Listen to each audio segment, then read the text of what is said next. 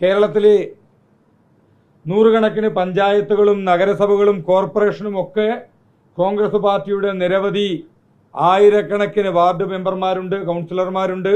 അവർ ഭരിക്കുന്ന പഞ്ചായത്തുകളുണ്ട്, നഗരസഭകളുണ്ട്, കോർപ്പറേഷനുണ്ട്.